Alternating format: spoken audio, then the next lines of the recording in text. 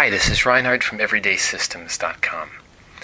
A lot of people have trouble with the word failure.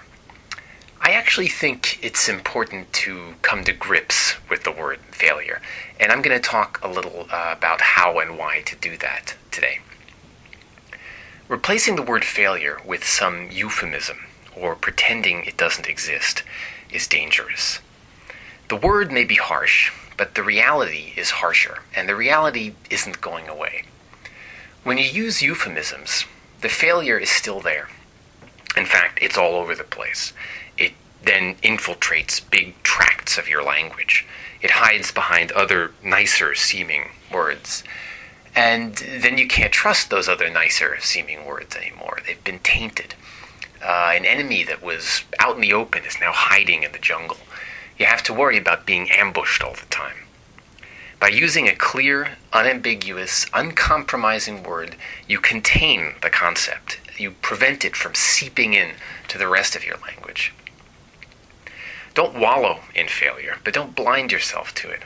I think the best way to deal with failure is to accept that it happens, forgive yourself, and learn from it when it happens, and try not to let it happen again.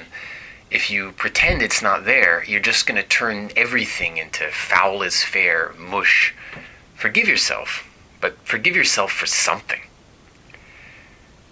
Failure is a useful concept. Without failure, there can be no success. Setback implies that success is inevitable. That's neither true nor inspiring. It's no more inevitable than failure. You have to work. Don't despair, but don't sit around and wait. Okayness isn't even a euphemism for failure. It's worse. It's code for having never really tried.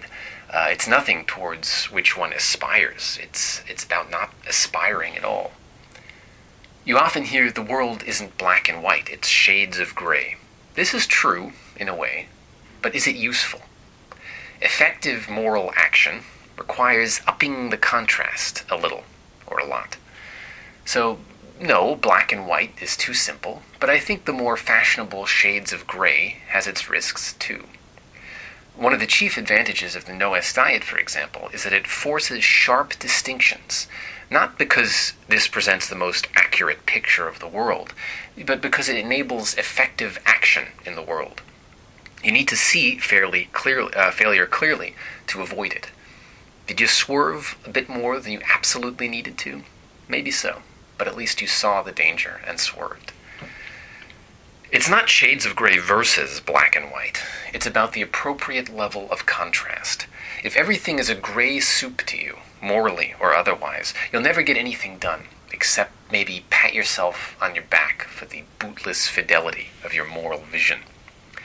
Effective action requires that you up the contrast to a certain level. Do you lose accuracy? Yes.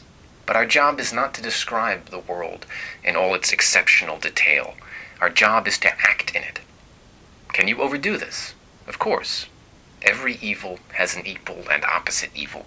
It's like the two monsters, Scylla and Charybdis, that Odysseus had to sail between.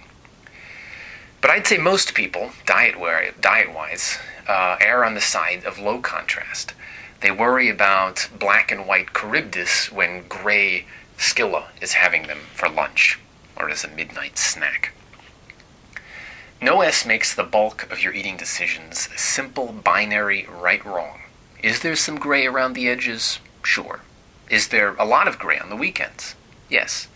But gray is much harder than black and white. It's also inevitable, but don't rush into it. If you can't see black and white, there's no way you're going to see shades of gray. So get yourself strong on high contrast N days, and you'll have a chance on shadowy S days. Frankly, black, white, and gray are all depressing stuff. How about some color? Red, yellow, green works well for me. If you have no idea what I'm talking about, look in the archives of the podcast I did on the habit traffic light. Lastly, having a failure is different from being a failure. And I'll agree that the latter is probably not a productive way to think about yourself under any non-criminal circumstances. Not only are the concepts of having a failure and being a failure distinct, But I think that by admitting that you have failures and calling them that, you're actually less likely to think of yourself as being a failure.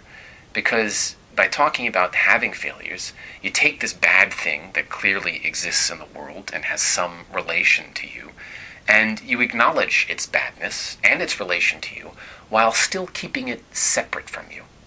Otherwise, it sticks around unauthorized like a ghost or a disgruntled relative, much closer than you'd like. Own it, own up to it, or you become it. That's all for today. Thanks for listening.